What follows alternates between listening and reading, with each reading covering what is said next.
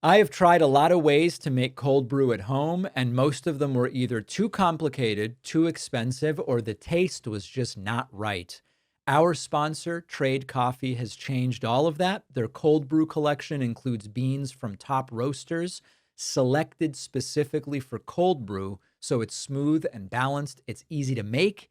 The beans come pre-ground. I just scoop it into my cold brew maker. And for a limited time, Trade is giving 50% off a month of cold brew. That's around 60 cups of cold brew for 50% off when you go to drinktrade.com/Pakman. The link is in the description. Creating a trust and a will has always been a very slow, time-consuming process, which is why many people put it on the back burner. But our sponsor, Trust and Will, has changed that. Trust and Will lets you create your will online quickly and easily. Go through their simple step-by-step process. Once your estate documents are created, everything will be in one place, fully encrypted and really easy for your family to access, giving you peace of mind that will last a lifetime. Go to trustandwill.com/Pakman to get 10% off. The link is in the description. I was so proud to hear from so many of my audience members that you were going to be out there protesting on October 18th, and many of you were out there protesting this weekend. The crackdown on Washington, D.C. from the Trump administration is backfiring, and I'm taking great pleasure in it. I love it. I love to see this. They had the idea of a show of force. We're going to send more than 2,000 National Guard troops to Washington, D.C., ICE agents, masked federal officers patrolling the streets. And this has become not only an example of a total PR failure, but it has really become an example of a laboratory for protest techniques that actually work, something I wrote about extensively in my book, The Echo Machine. This past weekend, the We Are All DC March drew thousands of people into the streets. They were chanting Free DC. They were chanting Resist Tyranny, anti-authoritarian messages, as well as Trump must go now. But to me, the real story is what's been happening every single day since Donald Trump's takeover, which is these decentralized, sustained, creative resistance movements. Now, in my book, I talked about really why small, repeated actions will often outlast big one-time marches. And the reason why the ongoing smaller actions often have more shelf life is that they're harder to police. They can sometimes keep energy alive between major events. They can create like a constant flow of visuals and stories that social media can amplify. You do one big protest, which is great, which I'm in favor of, by the way. But you do one big protest, it'll get a little coverage beforehand, some coverage during, a little bit of coverage after. But it's basically like a really steep distribution curve. Goes up quickly and comes down quickly. But here what we are seeing is that because it's one thing after another, and the people with the pots and pans, we called in Argentina, it's funny because this is the oranges of that. The origins of it are sort of in Latin America, including Argentina, the country that I'm from. Cacerolazos is what they're called down there. The banging of the pots and pans happening every night at 8 p.m. The neighborhoods are erupting with noise. And this is designed to be impossible to ignore without requiring permits and without risking mass arrests, which of course, if everybody gets arrested, the party sort of comes to an end right away. We are seeing protesters dropping banners from bridges. I was driving around, in fact, and I saw some of these banners. Mobile billboards are being driven around Washington, D.C. Messages are being projected onto buildings. These are really high visibility, low risk activities. They bypass the traditional nodes of control from law enforcement, and it makes them really great for this sort of activism. In terms of organization, there's a lot to be learned here because we've seen residents use WhatsApp and Signal to alert neighbors. There's an ICE checkpoint here. There's an ICE checkpoint there. There are masked arrests taking place here. And this really turns every one of these instances into a potential flashpoint to publicly shame those who are carrying out these arrests. DC flags, you see in windows. You see protest graveyards that say like due process on a headstone. The implication being due process is dying here. We have seen ICE heckled and jeered by crowds. We saw J.D. Vance and Pete Hegseth heckled at Union Station in Washington, D.C. And what we are seeing is that this is working. And interestingly, after declaring war on Chicago, when Donald Trump was most recently asked, when are you going into Chicago? He said, well, we're figuring out exactly where we're going and when. He seems desperate. And instead of de-escalating, Trump seems to be doubling down and making even more threats, posting AI-generated war images of himself, renaming the Department of Defense the Department of War. He is desperate to project dominance, but he is rattled. Your activism is working. Now, I like to look at history. If history and protest dynamics are sort of a guide here, the daily actions hopefully feed into something bigger. Now, I already told you that on October 18th, we have the second iteration of the No Kings protests. Between now and then, the way I see it is every small act builds capacity. People learn that, hey, there are things going on. The networks and the safety protocols are learned and understood so people know when No King's Day comes, how can I protest effectively, but how can I protest safely and legally as well? And the more Trump starts to beat it off, for lack of a better term, the more it's actually giving it oxygen. Now, the most likely scenario, eventually, No Kings, October 18th, is an escalation by Donald Trump. We're going to see, I would guess, even more aggressive policing. We're going to see possible curfews put in place. We might even start hearing about preemptive arrests of the organizers, sort of like a pre-crime Minority Report type of idea. But this could get risky for Donald Trump, because if you keep protesting and you keep activating, it may turn moderate critics of what Trump is doing, who aren't necessarily dead set on getting out there. They might say, wait a second, look at all this activism going on, and look at Donald Trump using authoritarian tactics to try to stamp it out. I'm going to get out there as well.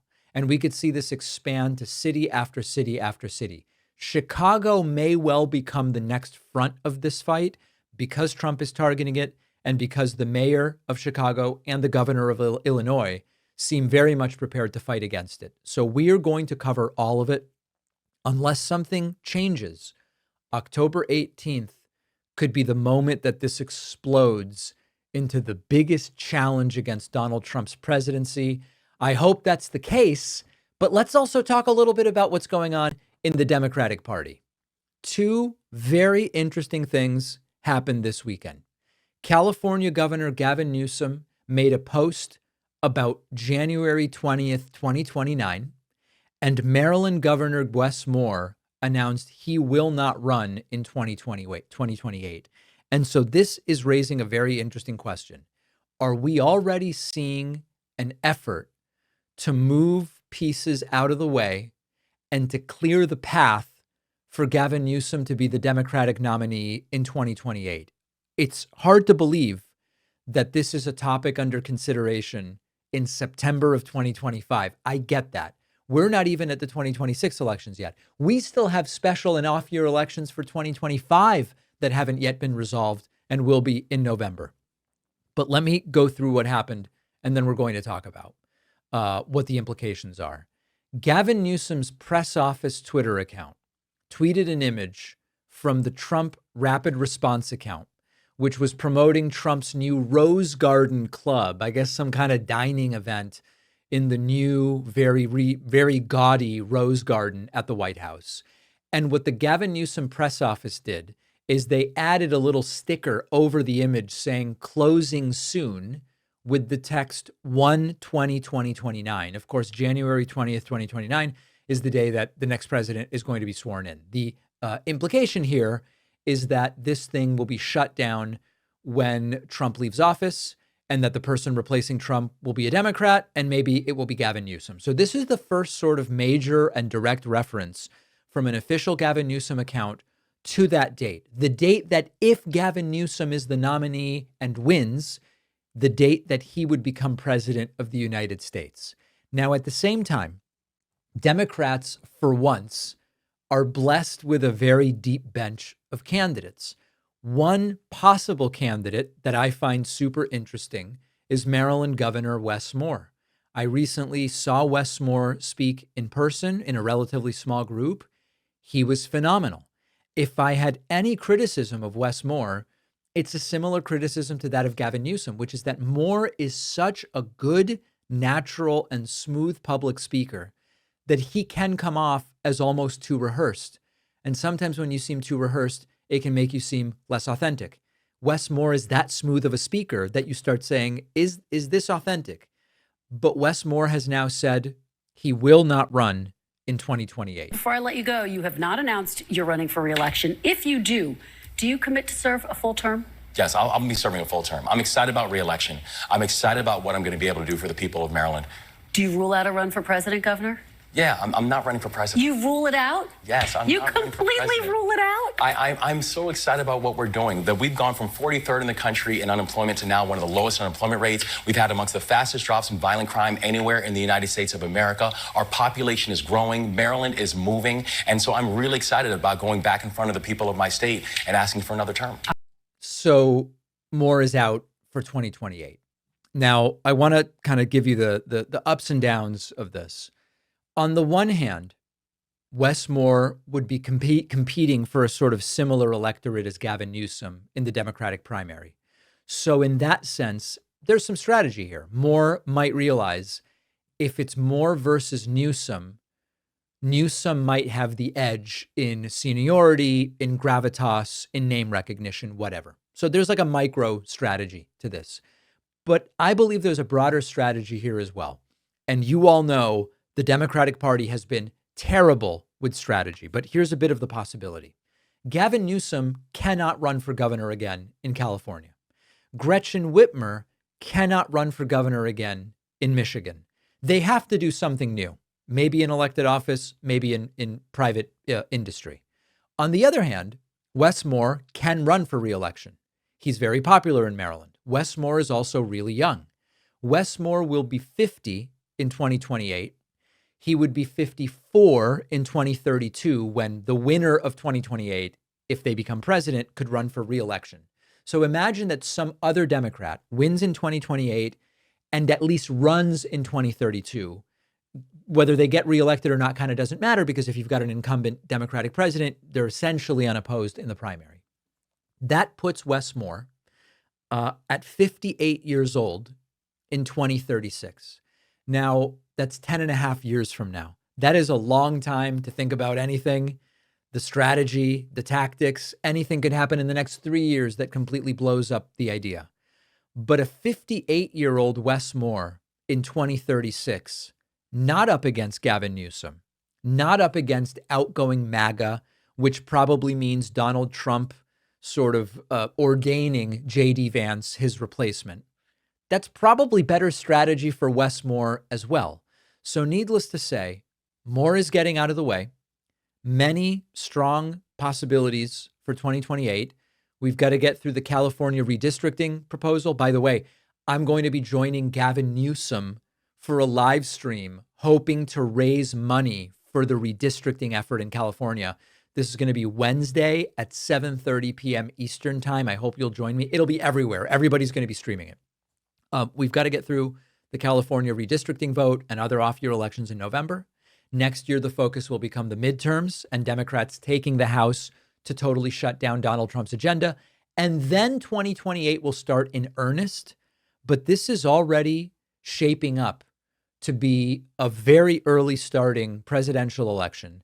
So my question to you is, do you have a preference for 2028 already? Bernie has said he's not running. Wes Moore has said he's not running. Newsom and Whitmer have not said anything, but they are term limited as far as governorships go, and their names are regularly thrown around. Kamala Harris has opted not to run for California governor, the idea being she may be leaving the door open to run in 2028. I've already said I don't think that's a good idea. I don't think she can win. I am not endorsing anyone. It's too early. But what I am saying is I don't believe Kamala Harris should run. I want to hear from you. Leave a comment on YouTube. Make sure to like and subscribe as well, but leave a comment on YouTube telling me who you would like to see in 2028. If you were spending $6 a day on cafe cold brew or drinking those weird store-bought cold brew concentrates, I want you to know there's an easier, better tasting, and more affordable way. Our sponsor, Trade Coffee, makes it super easy to brew incredible cold brew at home with beans roasted specifically for cold brewing, all delivered right to your door. I've tried a bunch of their cold brew selections. It is smooth. It is fresh. It's as good as any cold brew I've had, and I'm very picky. They even grind the beans for you. So all you have to do is scoop it into a pitcher, add water, steep it overnight in the fridge. Trade works with some of the best roasters across the country and has put together a curated cold brew collection. So you're not guessing what will work well cold. And the flexibility is awesome. You can skip deliveries. You can pause when you're out of town, pick it back up whenever you're ready. For a limited time, Trade is giving you 50% off a month of cold brew. That's around 60 cups of cold brew for 50% off when you go to drinktrade.com/Pakman. The link is in the description. Having the right estate planning done, a will, maybe a trust, is super important. I recently took care of it myself. It's not the most fun thing to do, but it is very important. And our sponsor, Trust and Will, makes it really easy. And you can get 10% off at trustandwill.com/Pakman. It's a straightforward process. They walk you through it. All of the documents are state specific. They are legally valid. They are customized to your needs, your care wishes or nomination, guardians, final arrangements, power of attorney. You're just making sure your family and loved ones avoid a lengthy and expensive proceeding, or that the state ends up deciding what happens to your assets. Trust and Will's simple step-by-step processes guide you from start to finish, one question at a time. Save your loved ones time and stress by having your documents in one place with bank-level encryption, with live customer support available through phone, chat, and email. Trust and Will is trusted by hundreds of thousands of families and counting. Protect what matters most in just minutes at trustandwill.com/Pakman and get 10% off. The link is in the description. It's just as bad as we predicted. Donald Trump has announced a new war against an American city. The city is Chicago, Illinois. The mayor is Brandon Johnson. He happens to be black. The governor of Illinois is J.B. Pritzker. He happens to be a Democrat. And Donald Trump, the peace president, the guy who would not do wars, the only person under whom peace will rise like a phoenix over the horizon, is launching a sort of war of his own against another American city. Donald Trump posted to Truth Social over the weekend. Where's my Truth Central? Truth Central. Trump posted an AI image of himself styled kind of like the war film Apocalypse Now, with the text, "I love the smell of deportations in the morning. Chicago about to find out why it's called the Department of War." This is the president of the United States saying he is going to war against an American city. This is a hostile takeover. The mayor of Chicago, Brendan Johnson, doesn't want troops there. The governor of Illinois, J.B. Pritzker, doesn't want troops there. No one is asking for this. And later we're going to talk about how Chicago may actually end up outmaneuvering Trump. But Trump says he is doing it. This is a huge story. Corporate media, but especially right-wing media, are almost overwhelmingly shrugging. This is a constitutional crisis. It was off in the distance back in 2022. We might end up in a situation where Trump tries to, and then we're in it right now. But there is an exception to right-wing media shrugging. Megyn Kelly says, "Sir, you can't do that." Megyn Kelly saying the guy who looks like a traffic cone can't just go into cities willy-nilly because he feels like it. Take a listen to what she has to say. You can't just send them into random cities in support of just fighting crime. Like that, you really can't do without the invitation of a governor. So we're heading for an uncomfortable showdown with Governor Pritzker. We can't have Trump going in without the invitation of this governor. I'm sorry, but we can't have it. He does not have the constitutional permission to do it. It very clearly is not constitutionally permissible. He cannot do it. I really hope he doesn't do it because I don't want a world in which I'm siding with Governor Pritzker over President Trump. But I will if he does it because he can't do it legally. There are legal questions. There are racial undertones here. There's AI at play. There's authoritarianism. And so let's try to deal with each of these things kind of one at a time. Number one, sending federal troops into a U.S. city without state or local consent raises legal issues. It raises constitutional issues. I've said this so many times. The Posse Comitatus Act and the Insurrection Act, they don't allow a president to do this. You're using the military for domestic law enforcement. You can't do it. Trump said, I'm the peace president. I will end foreign wars. It will just be a peaceful planet under me. We have a world and it will be peaceful. Yet Trump is now threatening to deploy military force domestically to yet another city. He did it in LA. He did it in DC. Now he's talking about Chicago.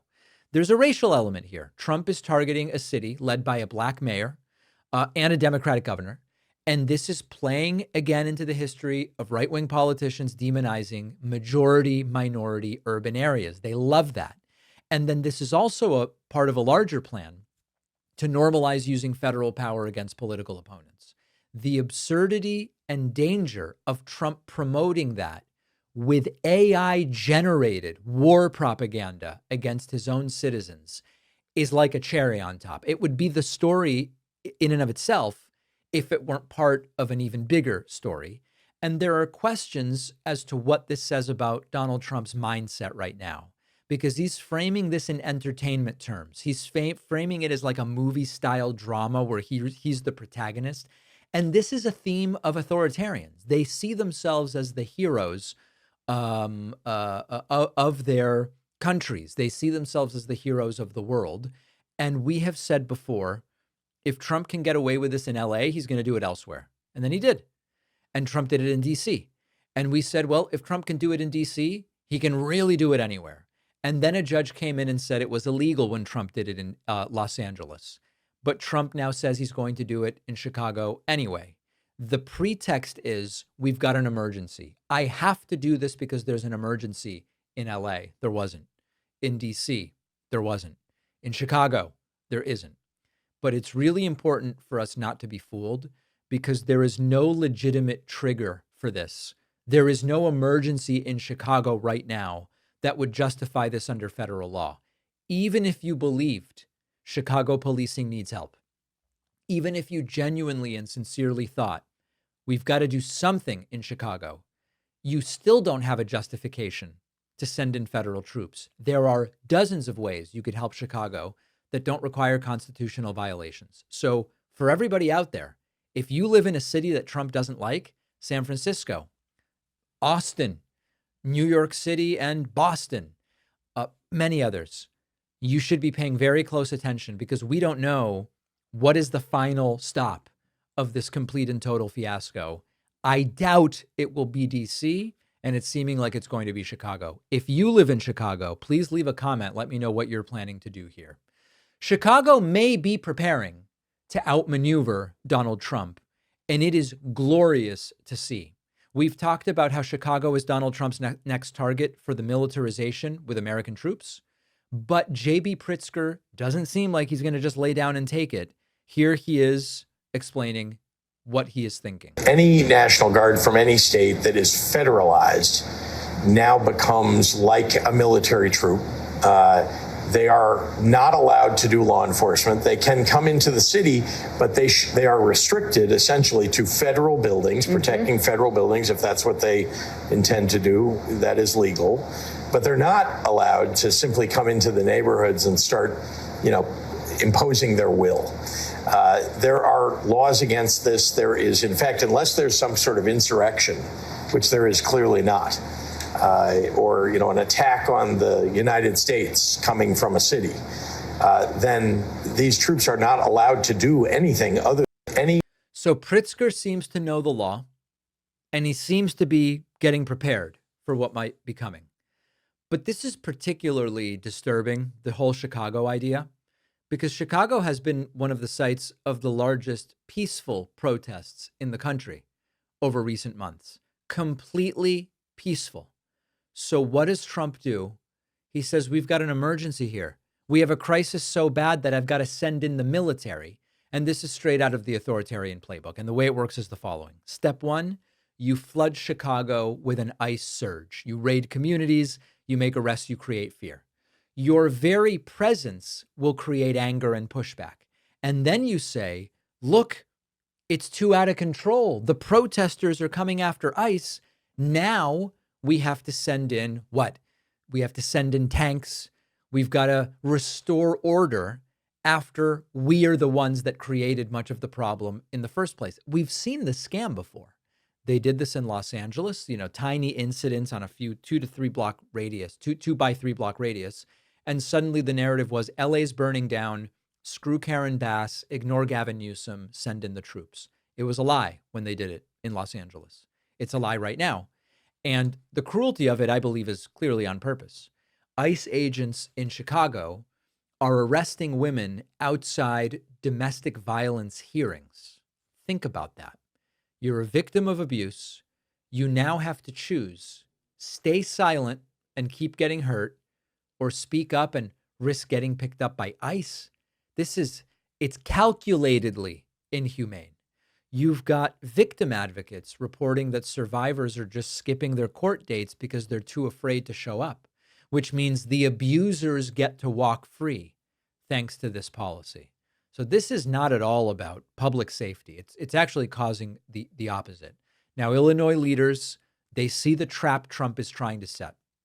The Lieutenant Governor, Juliana Stratton, said there's no emergency and this is a manufactured crisis.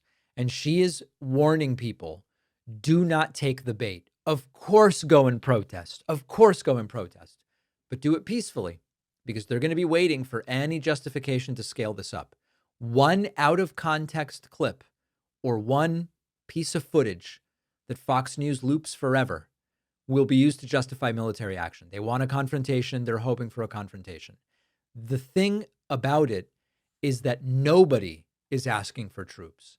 Nobody is saying what would help Chicago is guys with masks and guns on the corner.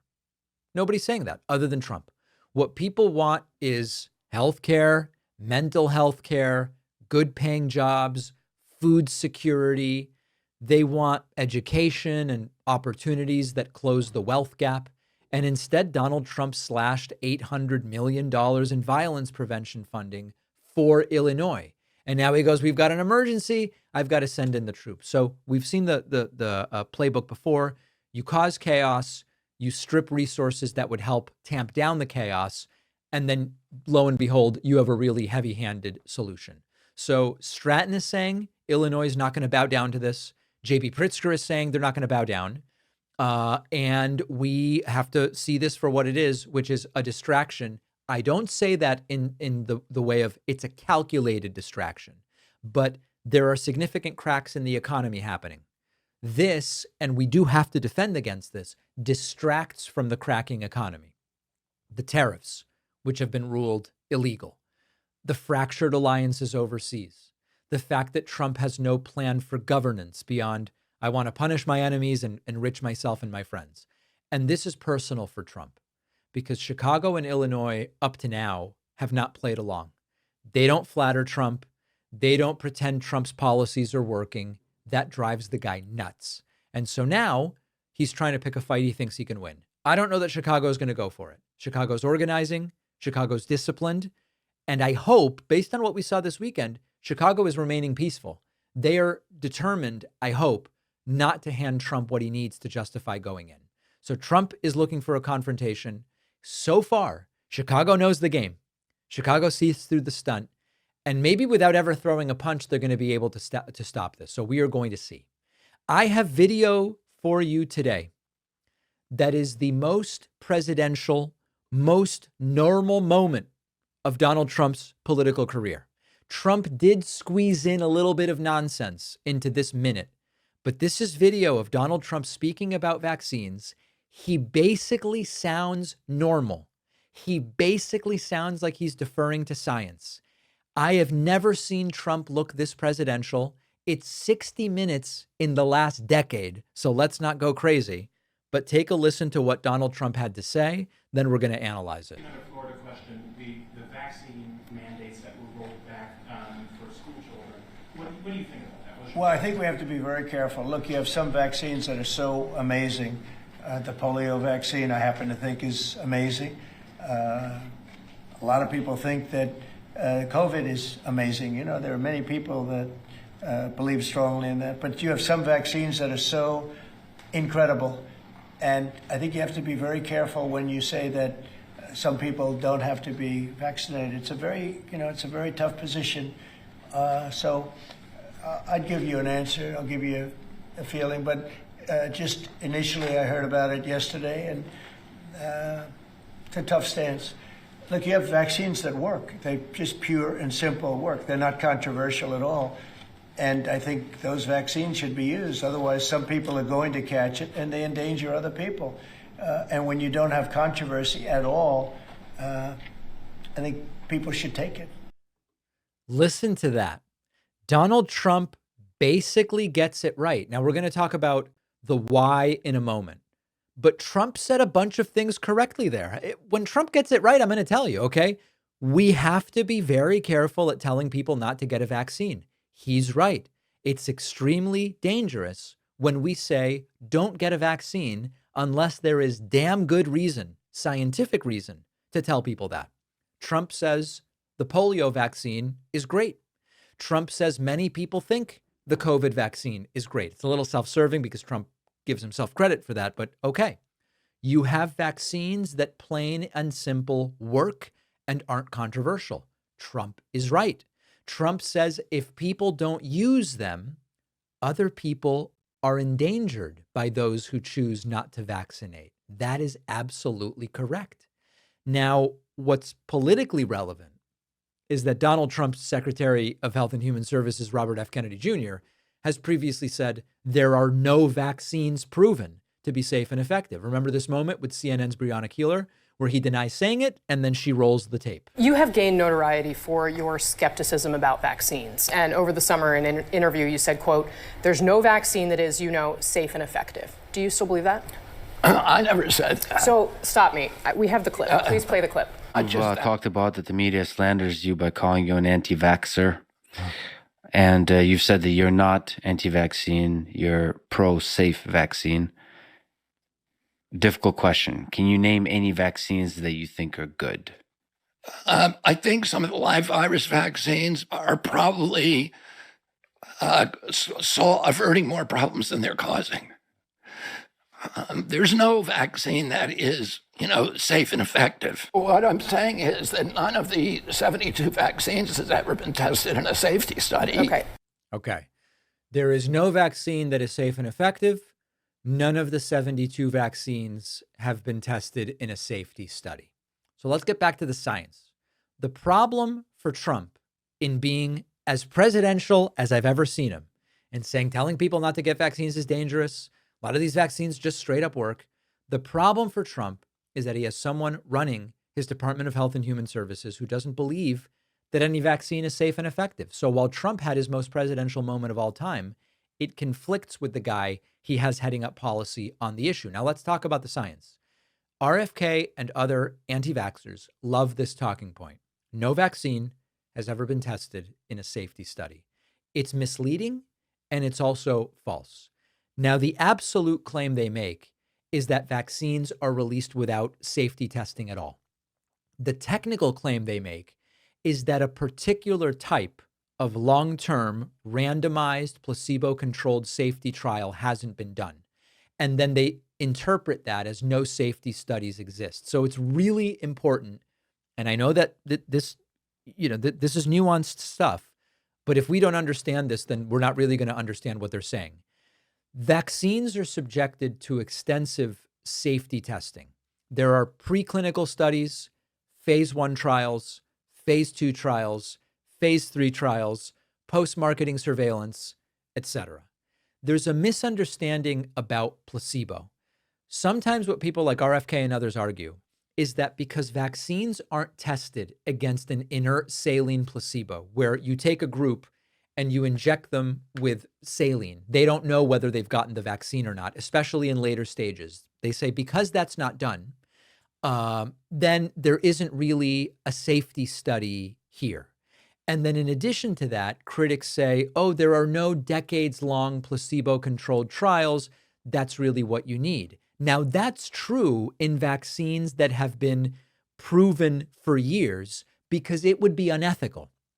If you have a vaccine that has been proven safe and effective in preclinical, in phase 1 trials, in phase 2 trials, in phase 3 trials, you say, we've got to approve this thing and get it to people because it's going to help them. It's going to save lives in many cases.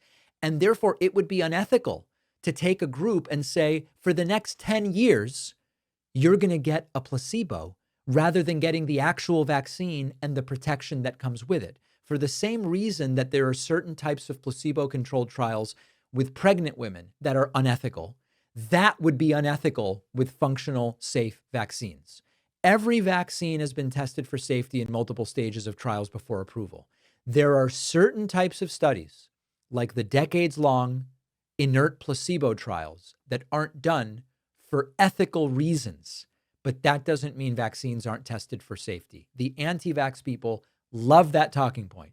Now, as far as, Trump goes, his most presidential moment that I can remember, but unfortunately he put in charge a guy with the opposite views, and that's absolutely disgusting. One of the best upgrades I've ever made to the meals I make at home is Wild Grain. Wild Grain lets me have high quality baked goods ready at home whenever I want them. Wild Grain is the first bake from frozen subscription box for artisanal breads, pastries, and pastas. You can customize your box online. If you're gluten-free, they've got it. It all goes in your freezer. You put it right in the oven, 25 minutes or less. No need to thaw, no need to prep, no need to clean up. They've got some great limited time fall items, pumpkin cinnamon biscuits, my favorite, apple cider donuts. I grew up with these in New England. They've been a hit in my kitchen. The biscuits are buttery and flaky. The donuts are just a little crispy on the outside, warm, spiced center. Impressive stuff. You would never know it was baked from frozen. And also, Wild Grain's slow fermentation process makes their breads more nutrient-rich and flavorful. So maybe it's a cozy weekend breakfast or something to add to dinner. Wild Grain makes it easy. And for a limited time, you can get $30 off your first box, plus free croissants in every box when you subscribe at Wild. I'll often talk to my friends about what do we really think is private on our computers and on our phones. And many people believe that their emails are genuinely private. And it turns out that a lot of the email services are looking at your emails and can look at your emails even after you have deleted them, which is why I recommend our sponsor, StartMail, a trusted name in secure email for more than a decade. StartMail is based in the Netherlands. Netherlands is known for very strong data protection laws. Your emails won't be scanned. Your emails won't be tracked. StartMail will block those invasive tracking pixels so you won't be monitored by companies and by hackers. And when you delete an email in StartMail, it is gone for good. Your data stays private. They are all in on this with a ton of features, including aliases to keep you anonymous, strong encryption with your emails. It is super easy to move to StartMail. It's a few clicks, migrate your emails, migrate your contacts. You really can't go wrong. Try StartMail for yourself, completely free for 7 days at startmail.com/Pakman, which will also give you 50% off your first year. The link is in the description. Tomorrow, we're going to talk about the very clear at this point, public signs that Donald Trump's condition, whatever it may be, is getting worse. But today, we have new video of a disoriented Donald Trump again not understanding questions, again ranting and raving confusedly. And the makeup is still not tricking us that he is the picture of health. Donald Trump was asked about people coming into the country, going on a trip to South Korea. And he just goes, what? Huh? And this is now a theme. Now, if you believe it's only an issue of Trump losing his hearing, well, there is no medical statement that has been made that Donald Trump is having a hearing issue. Take a look at this. Plans to go to Japan and South Korea this fall. What does that mean? What does that mean? What is that? What? Plans to go to Japan and South Korea this fall. What does that mean? Do you have plans to go to South Korea? Maybe. I mean, we'll see. But it's going to be very interesting what comes out. I think we may have learned something because when they come here and there's nobody that can do what they're supposed to be doing and they bring people, those people can also teach our people. You know, it's complicated stuff. And something very interesting could come out of that. Trump confused as usual. Did anyone understand what he was talking about? Now, the topic of the Russian President Vladimir Putin came up, and Donald Trump was asked about Melania not being too enamored with Putin. But now Trump says, oh, no. Melania is getting along with Putin just great. Before you went to Alaska in the Oval Office, you said that the First Lady expressed she wasn't too enamored with Putin. You said you came home, you said you spoke to Putin. She said, well, I heard he just blew up a village today. Has she expressed anything since you've come back? No, the First Lady actually got along great with Putin, right, as I did. But, you know, we're disappointed, both of us are disappointed that this ridiculous war continues. Are you proud to see her sending the letter that she sent? Yeah, she is. And she's felt very strongly about the children. Yeah, feels very badly about it. Yep. It's up to Trump's wife to talk about the children. Meanwhile, Trump is, I don't know. Putin was very strong. He made a lot of sense. I mean, why would Putin lie? Next day, even more rockets and bombing. But the First Lady is really doing God's work, we're supposed to believe. Donald Trump was asked whether he's going to back off of Chicago. Now, this is a critical moment in this very strange press conference with, as usual, very loud noises going on in the background. Is he backing off of Chicago? Because even Megyn Kelly is now saying it's kind of against the law. Governor J.B. Pritzker has said, no, we're not going to allow it. We're going to be ready. Trump sort of, I don't even really know what he's saying. Take a listen. Thank you. Do you have plans for Chicago this week? No, not really. Not really. We're going to go someplace. We're picking. Look, D.C. now is 100%. And I don't want to say 100, but it's pretty close to 100% healthy, happy, thriving. It's a crime-free zone. You know that. You know, you could go out to dinner tonight, Jeff. You could go out to dinner. Even Jeff Mason could go. And you most likely will not be harmed. You know that. You won't be beat to hell. There's still some crime. There's still some crime. Very little. And within a week, there will be nothing. Do you agree with me? I feel much safer walking around. I can't fight though. No, it's a safe place now.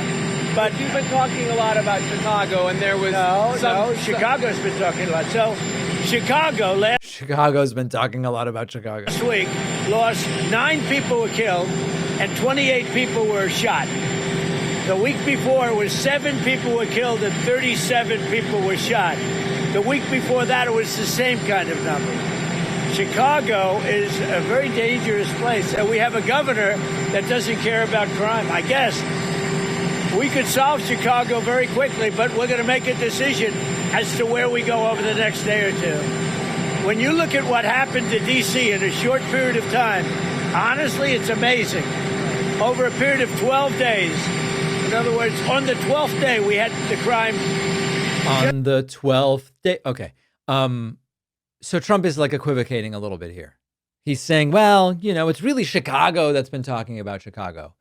If anything is making Trump think about backing off, it is that even people like Megyn Kelly are saying this is against the law. This is illegal. You can't do this. And then maybe most disastrously, a reporter says, what happened to the price of, beef and other things coming down because the prices are going up?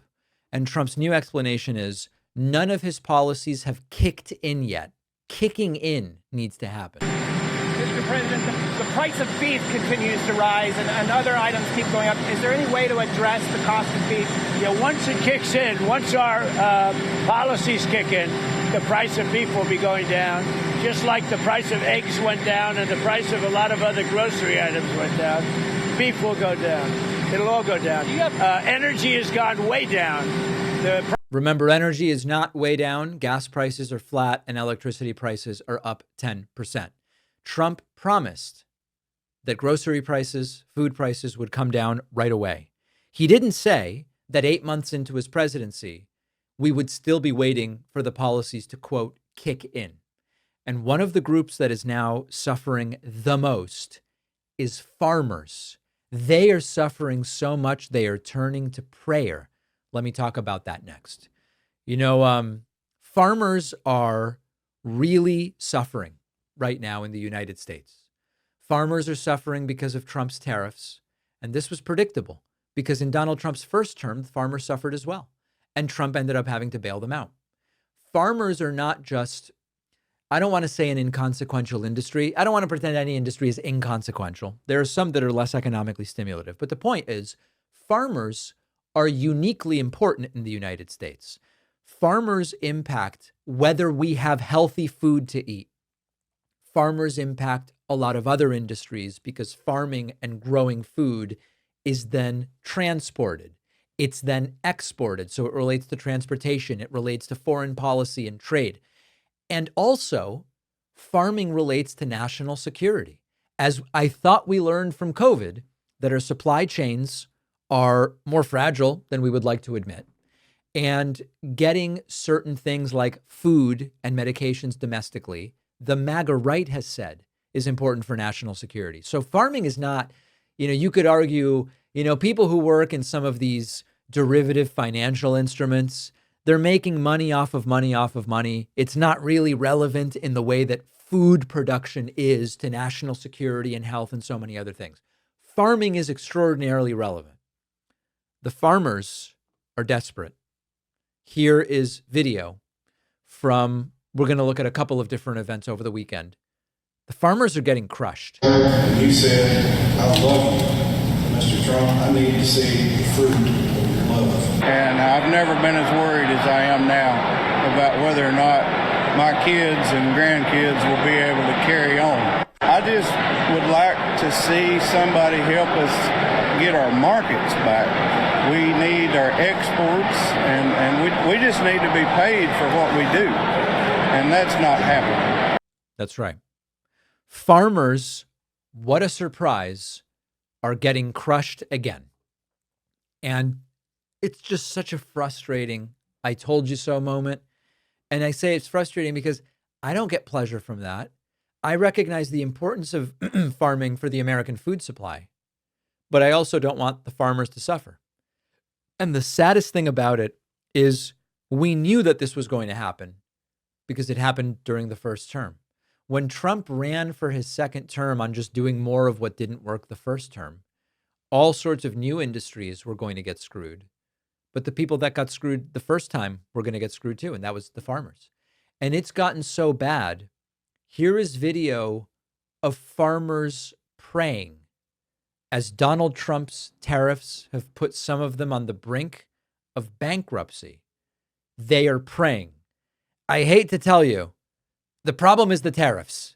It's not the prayer. Until the federal government steps in to save them, farmers have no one to turn to but God. Farmers, in my opinion, dear Lord, and it's only my opinion, are closer to thee than anyone else on this earth because we deal with your earth every day. Dear Lord, we're hurting, dear Lord. We can't help what's happened to us. This is terrible to see. On the line, we can't help what is happening to us. This is a tragedy, and not every farmer voted for Trump, but a lot of them did. And so if you're against the nanny state, right, and it's such a messed up situation. If you're against the nanny state and you would say, hey, they chose who to vote for. They voted for the same guy that screwed them in his first term and ended up having to bail him out. Wasn't it obvious that the same thing was going to happen again? Wasn't it obvious that if they took this action, this other problem would follow? And so I have huge sympathy and respect for farmers. It's hard work. It's work we need people doing. It's not always well compensated. It relates to national security. It relates to health. It relates to transportation. It relates to feeding people. But didn't they know that this was going to happen? It happened in the first term. So let me know in a YouTube comment. Should we be doing something for the farmers? Or is that nanny state stuff, the way the right would say, and they now need to sleep in the bed that they made? I don't know the answer. They tried to suppress Donald Trump getting brutally booed, but it didn't work. Donald Trump made his first U.S. Open appearance in a decade. The entire thing was stage managed to avoid one thing: thousands and thousands of people booing Donald Trump. We have a report from Ben Rothenberg's bounces. The U.S. Tennis Association sent an internal email to everybody broadcasting the U.S. Open, ordering them, do not show negative reactions to Donald Trump. This was the men's final last night. The instructions were to get away from that. Don't make it obvious that people are reacting negatively to Donald Trump. Well, the first thing they did was Trump showed up early when Arthur Ashe Stadium was still essentially empty, so there would be fewer people there to boo. Unfortunately, people still booed.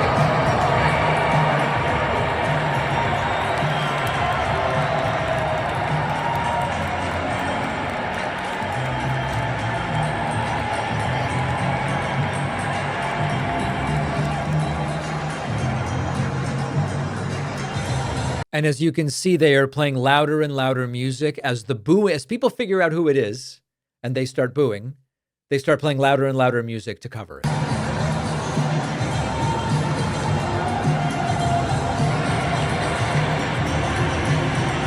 All right. Brutally booed. But then, and this is where it really got bad, even though the national broadcasts didn't show this, people had cell phone cameras. People had cell phones. And when the national anthem is playing, being sung, and the Jumbotron picks up Trump, it gets bad.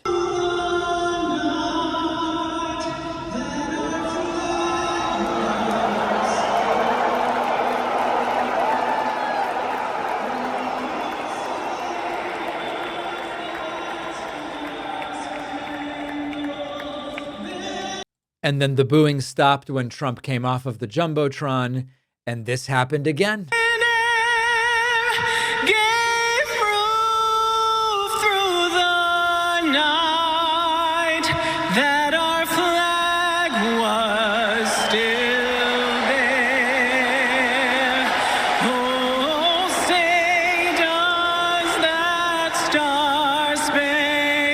So every attempt made to cover up the booing, and it didn't work. Now, there's a broader story about authoritarianism here. Trump's appearance was not random. He's there as a guest of Rolex, the Swiss luxury watchmaker. They may be hoping for tariff relief on imports from Switzerland. The plan was to show Trump on the Jumbotron during the national anthem. It's really loud. It's harder to tell that people are booing, but it didn't work, and we still heard the booing. Despite all of it, the fan videos tell a very different story. Every time Trump comes up, he's getting booed. You can hear it unmistakably. And this is the same kind of reception Trump got when he showed up 10 years ago to the U.S. Open. Now, this is way bigger than a tennis match. This is a sport institution coordinating to shape political optics. They're almost producing a campaign-style video. The talking points said that Trump was not to, they were not to show negative crowd reaction to Trump. And it backfired because not only do we have the raw uncensored clips, we now have the raw uncensored clips, despite the fact that we now know USTA said, don't show that stuff. So USTA here is complicit. Trump's authoritarian desperation to only be shown in a positive light is really visible. And for now, it's still a little different here than in North Korea. North Korea has figured this out. The real dictators have figured it out. When Kim Jong-un shows up, I forget what the name of those. Let me see what those are. A North Korean staged sporting event. This is the Grand Mass Gymnastics and Artistic Performance event in North Korea. When Kim Jong-un walks in, everybody stands. They stand for 15 minutes. That's what Trump wants. He didn't get it at the U.S. Open. Shame on the U.S. Tennis Association. I don't have a cat myself, but many friends and family do. And lately they have all been talking about Smalls. So when Smalls came on as a sponsor, I wanted to learn more. Smalls is a fresh take on cat food because their recipes are protein packed, made with ingredients you would actually recognize from your own fridge. No preservatives, nothing artificial, real food made for cats. That's why Cats.com and Forbes both named it best overall cat food. Friend of mine recently mentioned their cat seems excited when the Smalls boxes show up. They tried putting it side by side with the old food. The cat went straight for Smalls, which is a pretty good sign. For a limited time, my audience gets 60% off your first Smalls order plus free shipping. Just go to smalls.com and use the code Pakman. The link is in the description.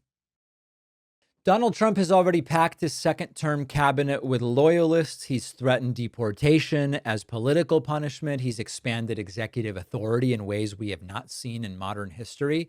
These are real changes that are happening right now. And what's even more alarming is that a lot of the media is either glossing over the worst of it or they're reframing it so it all sounds a little more palatable. And that is why I use Ground News. This is a news comparison tool. Doesn't just feed you headlines. It shows you here's how different outlets, left, right, center, are covering the same story. And this is one of the few tools I know of that can really help you detect the political spin, the bias, catch stories that your usual sources might downplay or not cover at all, on everything from immigration policy to economic shifts. If you want to get a bigger picture, a broader picture of what's being reported, Ground News is an invaluable source to keep you informed.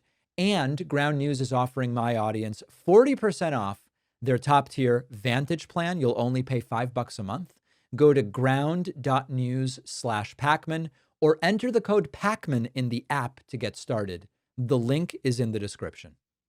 Why is corporate media almost completely silent about the issue of Donald Trump's health? With very few exceptions, we have seen now several days, Trump is missing, essentially vanished, the most media-obsessed president.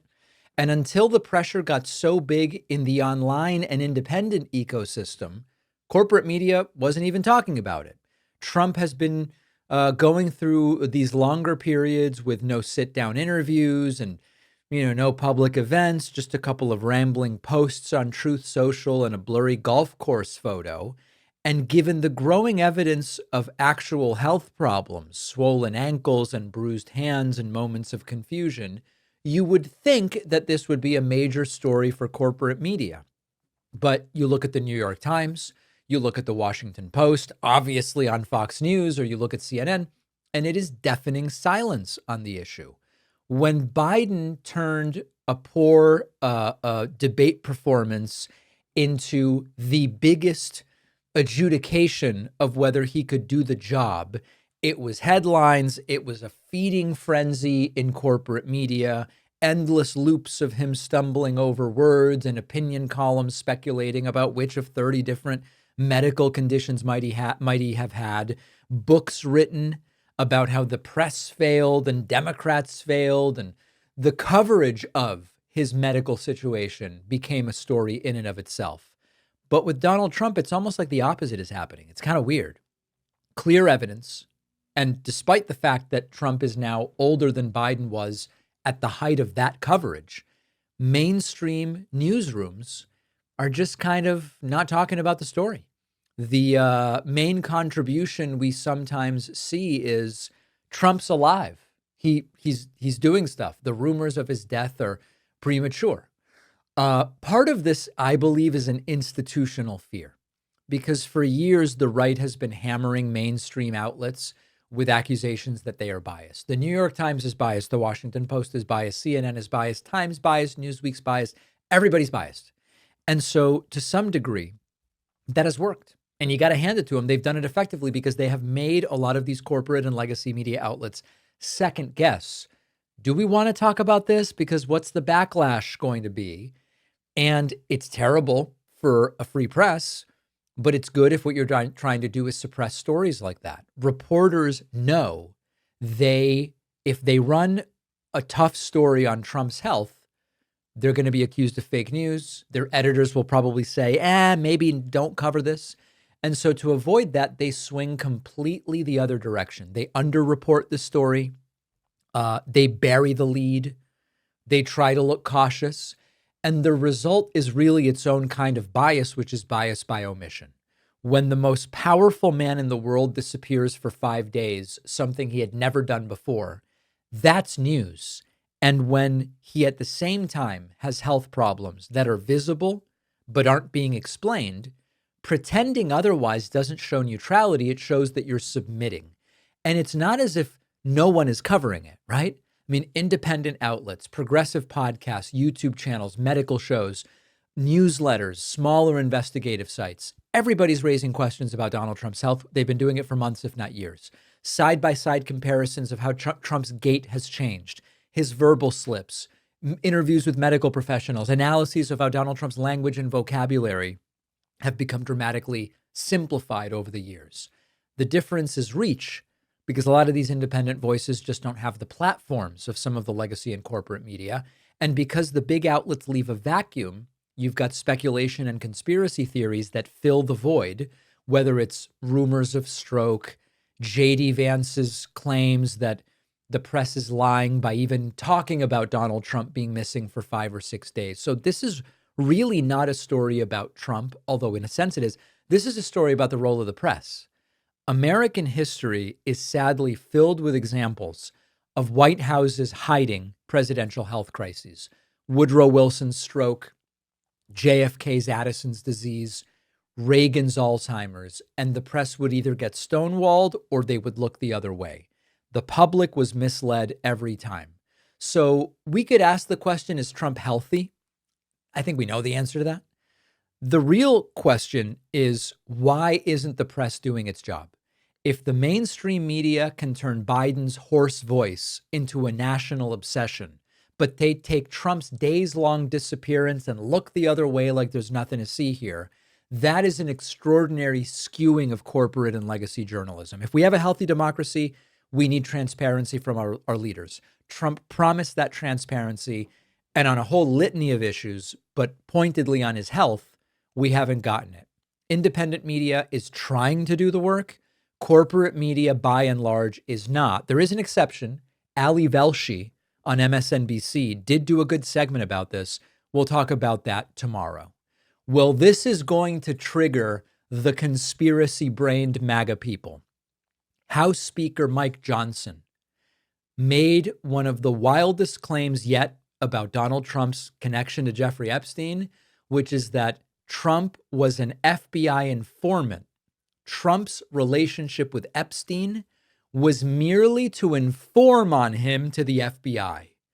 You've got to hear this. And the number of ways in which this is totally wacky, check it out. He's not saying that what Epstein did is a hoax. It's a terrible, unspeakable evil. He believes that himself. When he first heard the rumor, he kicked him out of Mar-a-Lago. He was an FBI informant to try to take this stuff down. The president knows and has great sympathy for the women who have suffered these unspeakable harms. He was an FBI informant, and he was trying to take this stuff down. Now, there's a critical detail about this from the Daily Beast that kind of explains everything. And that quote is, when asked to confirm his claim that Trump was an FBI informant, a spokesperson for Johnson sent the Daily Beast the following statement. The speaker is reiterating what the victim's attorney said, which is that Donald Trump, who kicked Epstein out of Mar-a-Lago, was the only one more than a decade ago willing to help prosecutors expose Epstein for being a disgusting child predator.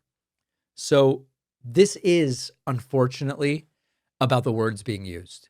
When Mike Johnson says Trump was an FBI informant, he is using the term in the way law enforcement usually does. So we're talking about someone who is recognized by the FBI, regularly provides information in exchange for, sometimes it's immunity, sometimes it's reduced charges, sometimes it's just cash.